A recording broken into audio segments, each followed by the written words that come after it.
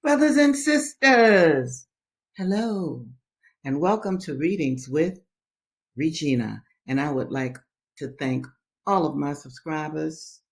It's just wonderful to see my subscribers list grow. Fantastic. I want to be able to impact in some small way people's lives, especially the lives of Black people.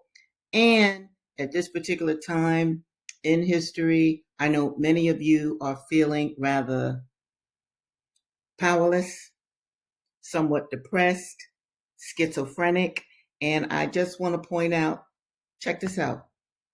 If you read this book, it's going to explain all of the assassinations, not only here in America, but abroad, where America has been involved in them. I want you to check out that book. I absolutely recommend it. Murder Incorporated, Empire, Genocide, Manifest Destiny, and you will get the lowdown on what is actually happening in our country and countries around the world. And if, in fact, you like that book, I would recommend book 2, Murder Incorporated. It is a monster. I'm just getting into it. I have finished book 1, which I just showed you. Now I'm on book 2, Murder Incorporated by Mumia Abu-Jamal, a political prisoner, and Stephen Victoria. All right, people, I have new books for you today, and I'm just so very excited about that, and I want to jump right on into it. Now, we're still going to deal with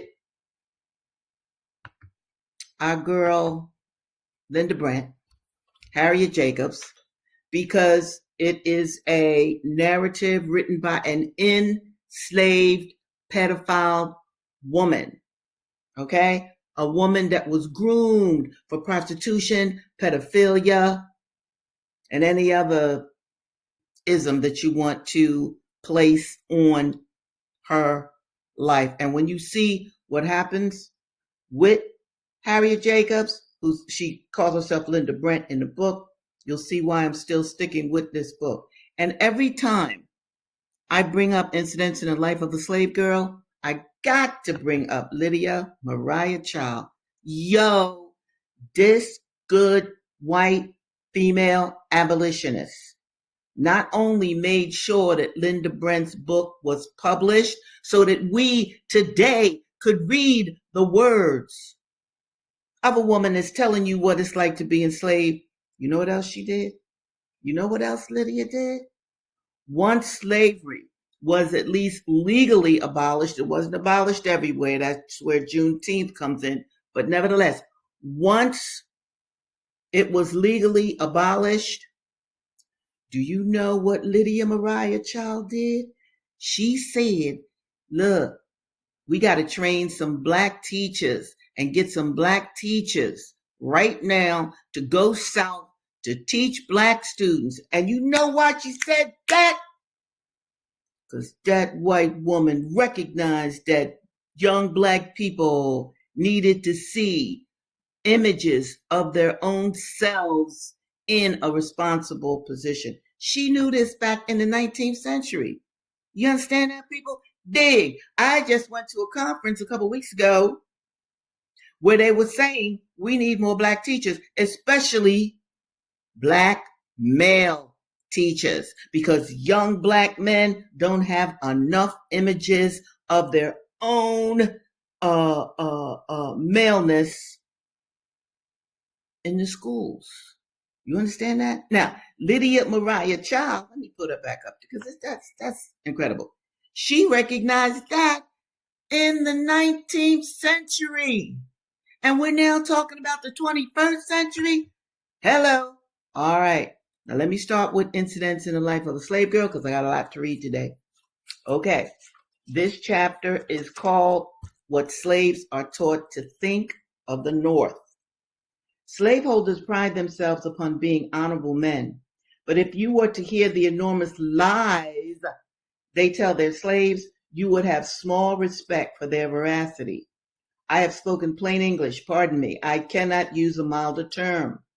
When they visit the North and return home, They tell their slaves of the runaways they have seen and describe them to be in the most deplorable condition. A slaveholder once told me that he had seen a runaway friend of mine in New York and that she besought him to take her back to her master, for she was literally dying of starvation. That many days she had only one cold potato to eat, and at other times could get nothing at all. He said he refused to take her because he knew her master would not thank him for bringing back such a miserable wretch to his house. He ended by saying to me, quote, "This is the punishment she brought on herself from running away from a kind master." End of quote. The whole story was false. I afterwards stayed with that same friend in New York and found her in comfortable circumstances. She had never thought of such a thing as wishing to go back to slavery. Many of the slaves believed such stories. This is important. I'm going to read this line again. Many of the slaves believe such stories and think it is not worthwhile to exchange slavery for such a hard kind of freedom. It is difficult to persuade such that freedom could make them useful men and enable them to protect their wives and children. You got to understand, and I don't want to comment too long and too much, but I have to make this point. All of you listening to me, you have to understand that enslaved people were made. They were made to feel subhuman. Okay? Learning how to read was illegal. This is why I always bring up Lydia Mariah Child for making sure this book got published. To read was illegal, people, for Black people. Understand that. And to be enslaved, you could not, if you were the male, you could not protect your wife and children at all. It is difficult to persuade such that freedom could make them useful men and enable them to protect their wives and children. If those heathens in our Christian land had as much teaching as some Hindus, they would think otherwise. They would know that liberty is more valuable than life. They would begin to understand their own capabilities and exert themselves to become men and women. Because to be enslaved people, this is Regina now, not Linda, was to be property, was to be subhuman. But while the free states sustain a law which hurls fugitives back into slavery, how can the slaves resolve to become men? There are some who strive to protect their wives and daughters from the insults of their masters, but those who have such sentiments have had advantages above the general mass of slaves. Let me tell you what she's actually talking about here. In the free states, the politicians passed laws that if an enslaved person came to a free state, bounty hunters could be sent after that person to be dragged back to his or her master. Can you imagine that? And there were plenty of bounty hunters that took on that position. Okay? So even free Blacks who had escaped from the South to the North had to be very careful. You want more information on that? A visual? Look at 12 Years a Slave. Okay. There have been partially civilized and Christianized by favorable circumstances. Some are bold enough to utter such sentiments to their masters. Oh, that there were more of them. Now she's saying she wished that there were more men that could, Black enslaved men, that could protect their wives and children and speak back to their masters. But I want you all to remember, let me show you the book. Not this book. There it is, Clotel. If you remember in Clotel, I told you about that enslaved brother that attacked his master with a knife, shot another white man who came at him, killed one of the dogs that were after him, knifed another white man after him. He did all of that. And then you find out after that in Clotel, now of course the white people just end up shooting him. And even when he was shot, He still took his weapon and beat the heck out of those white enslavers. But you know why he attacked his master? Because his master beat his wife. Now the brother lost his life, but he resisted because that's how much he loved his woman and that's how much he wanted to be a man. All right, I shall continue. Some poor creatures have been so brutalized by the lash, and they will sneak out of the way to give their masters free access to their wives and daughters. Did you hear what I said? Some poor creatures, enslaved people, have been so brutalized by the lash, they were whipped. Let me find this. They were whipped, that they would give free access to their wives and daughters. People, do you think this proves the black man to belong to an inferior order of beings? Well, what would you be if you had been born and brought up a slave? I really want y'all to understand that. With generations of slaves for ancestors. Understand that, people. I admit that the black man is inferior, but what is it that makes him so? It is the ignorance in which white men compel him to live. It is the torturing whip. Do you see that whip? That lashes manhood out of him. Yes. It is the fierce bloodhounds of the South. There they are, Negro dogs. Yes. And the scarcely less cruel human bloodhounds of the North, who enforce the Fugitive Slave Act. They do the work. And the Fugitive Slave Act, I just told you about that. That was a law that politicians of the day passed, right? Because they wanted to keep black people enslaved. How do you keep black people enslaved? You make sure the man does not be a man. Yes, yes, yes. There's a difference. You beat the black man in front of his women, in front of children. This is what you do. You reduce the maleness in that black male. All right. Now I'm going to share with you a new book that I just love. Let me show you this picture first. Ida B. Wells. Oh, some of you who look at A Runaway Slave, very good show. He uses a picture.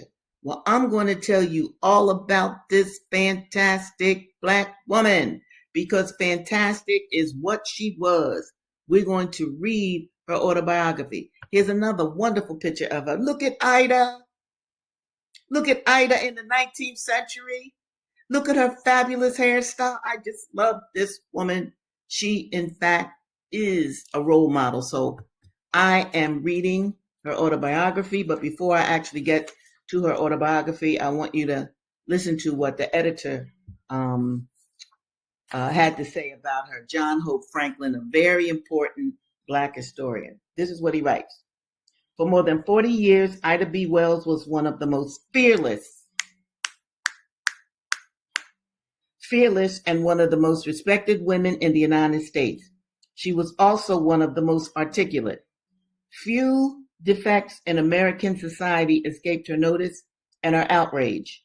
Among the things she fought were the racial discrimination at the Columbian Exposition in 1893, disenfranchisement based on race, discrimination in employment, and segregation on public carriers. Wait till y'all hear about that. She was one of the first persons to bring legal action against a railroad company because of discrimination. She was perhaps the first person to recite the horrors of lynching in lurid detail. That's lynching. By the written and spoken word, she laid bare the barbarism and inhumanity of the rope and faggot. Through her visits, she became nearly as well known in England as she was in the United States, for she was determined that the entire world should know her native land for what it really was. If Ida B. Wells spent much, let me move this. If Ida B. Wells spent much of her time fighting the evil aspects of human relations, she worked equally hard in the effort to devise means to improve the lot of her fellows. She was one of the group that conceived and organized the National Association for the Advancement of Colored People. Understand that in the 19th century, early 20th century, NAACP was considered a radical group. You see what they've become today, but nevertheless, back then, they were radical. For many years, she maintained almost single-handedly a facility in Chicago where a variety of young people's organizations could meet under favorable conditions and auspices. She was in the forefront in promoting political activity among Negroes. And on one occasion, she ran for public office herself. Her zeal and energy were matched by her uncompromising and unequivocal stand on every cause that she espoused. She did not hesitate to criticize Southern whites even before she left the South, or Northern white liberals, or members of her own race when she was convinced that their positions were not in the best interest of all mankind. She did not hesitate to go to the scene of racial disturbances, including riots and lynchings. Let me put these back up for you. In order to get an accurate picture of what actually occurred, she did not hesitate to summon to the cause of human dignity anybody and everybody whom she believed could serve the cause. In this autobiography, she tells her story simply but engagingly. In it, one learns of her private life as well as her public activities. There is the task of caring for a growing family while continuing to serve the public in many ways. There is the problem of trying to help develop leadership that will not destroy itself by petty bickering.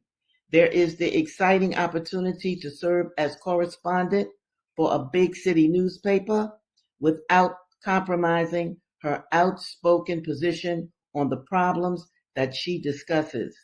Few documents written by an American woman, check that out, approach this one, either in importance or interest. In fact, she's actually called the first female investigative reporter / journalist. And I'm not saying the first black, although that's cool.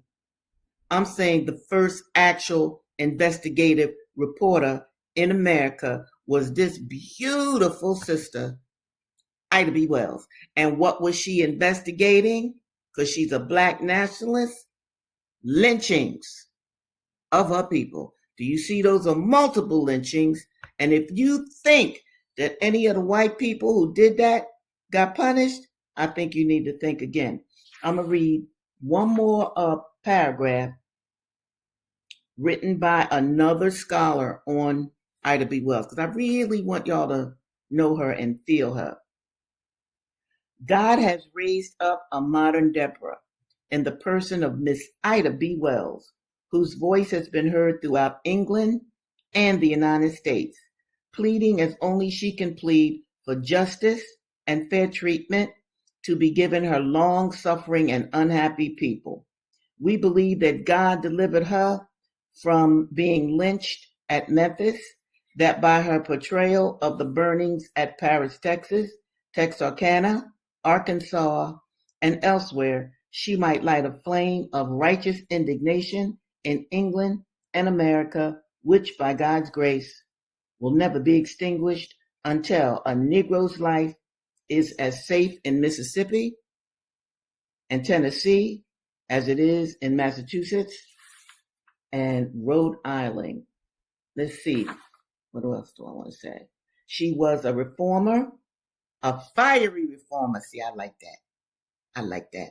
She was a fiery reformer, feminist, race leader during her lifetime and after her death in newspapers, magazines, journals, and books of the period from 1890 to 1931.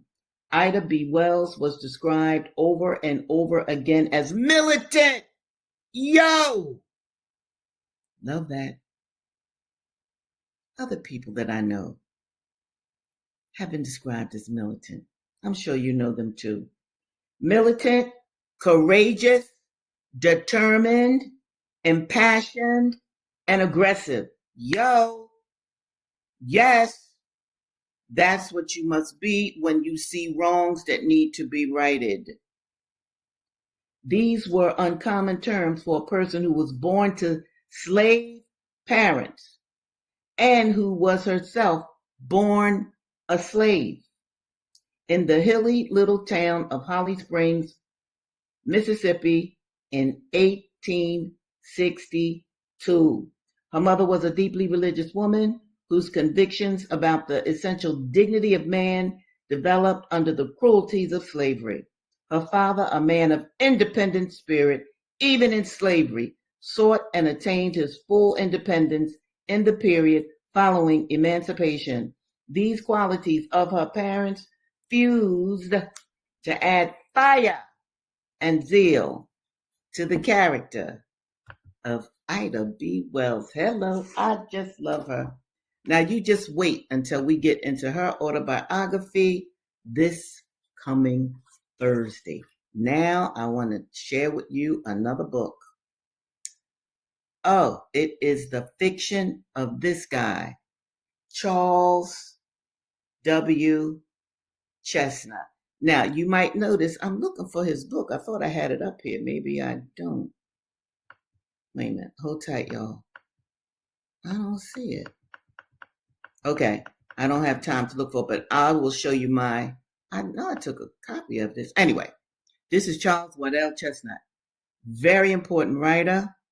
He wrote short fiction. Yes, he did. And by the way, let me just say this. Scholars write about him and they call him a voluntary Negro. Why do they say that? You see how he looks. You see how he looks like a white man, right? Right? But he was not. He was a black man. And let me just mention this to you too, because there were black men and women during in slavery and after slavery. If they were white like this, they would pass for white if they could. Because who would want to be a Negro, be a slave, be chased down, be discriminated against, be cut up, beat up, whatever? Now, he could have passed for white. And there were some people in his family that did pass. But he refused. He said, I am a black man.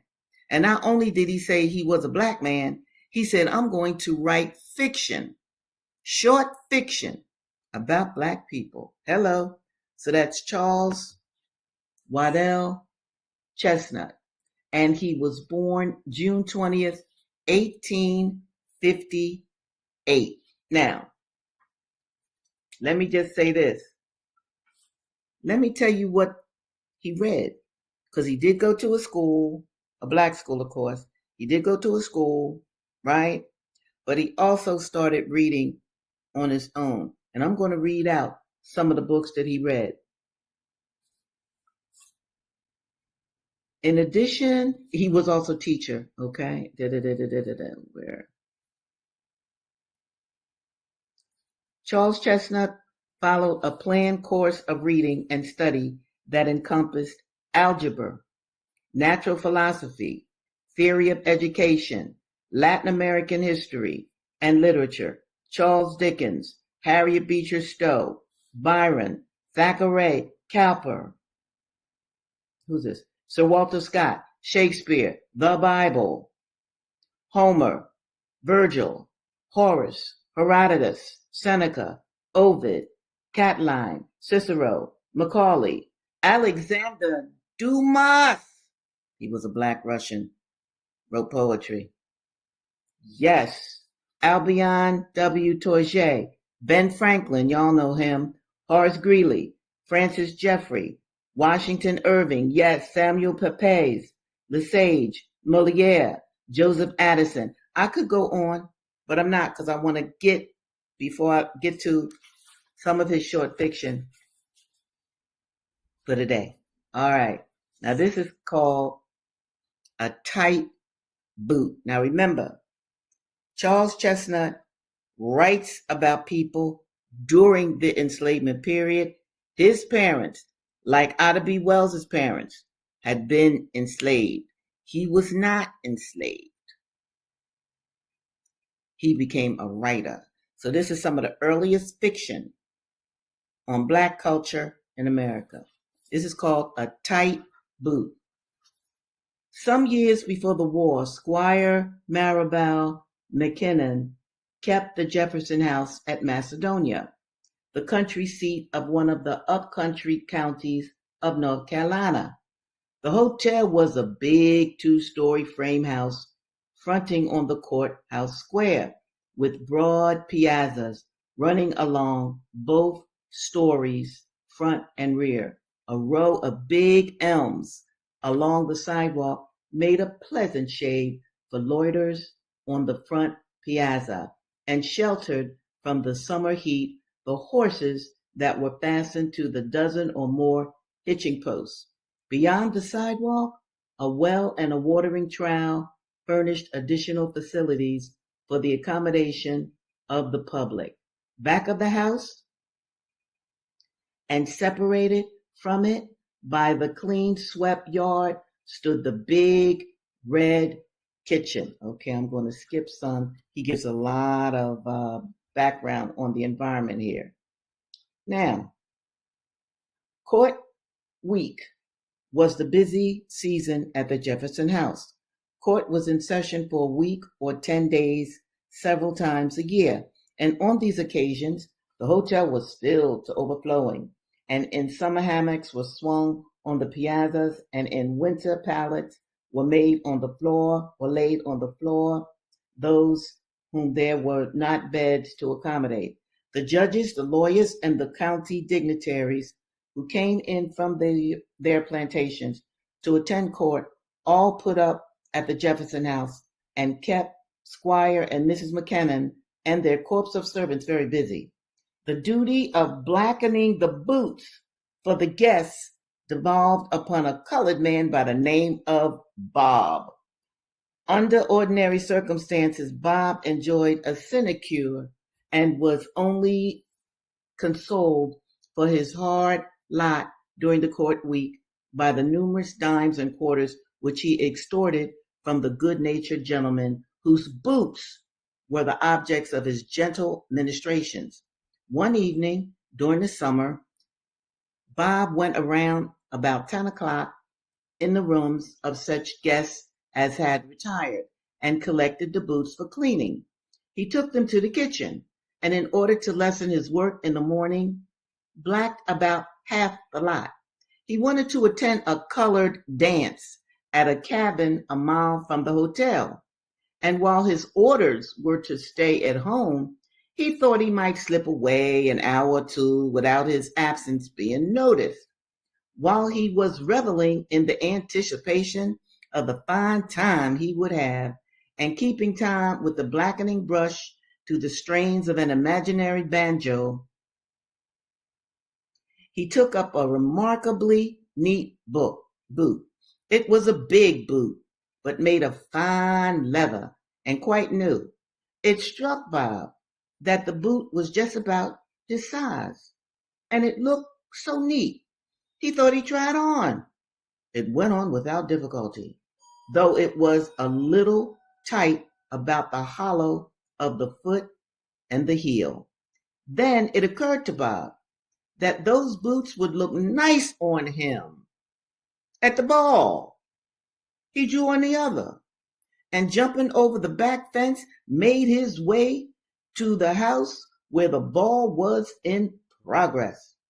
The laws forbade any assemblance of the slaves, and when they had their balls, prayer meetings, and so forth, it was customary to station sentinels along the roads and paths which led to the meeting place to watch for the patrol, or the patrollers, that's the police.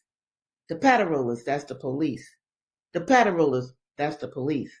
As the natives called it, a sort of mounted police whose special duty it was to keep the slaves under surveillance at night.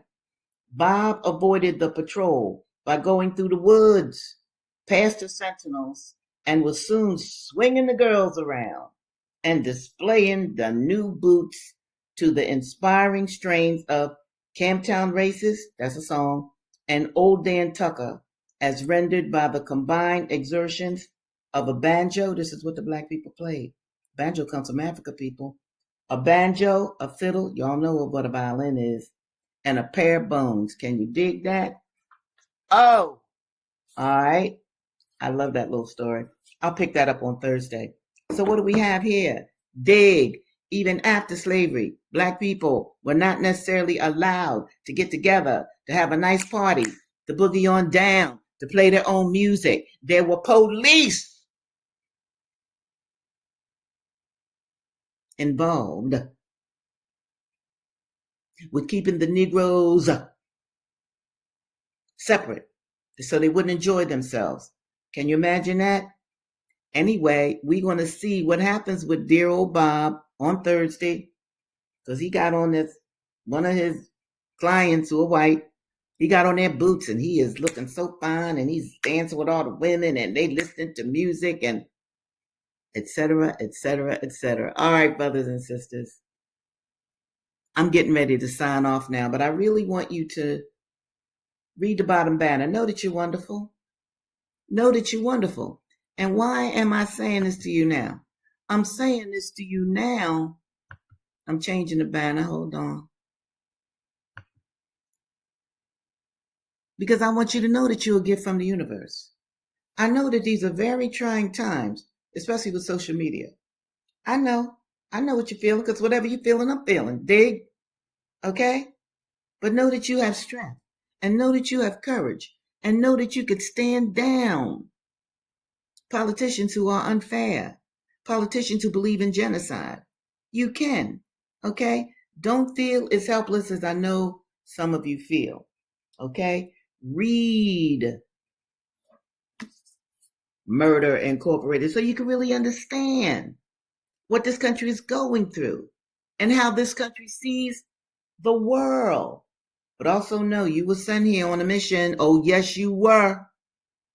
And it is your duty to pick up on that mission and not to just drift through your life. Don't do that.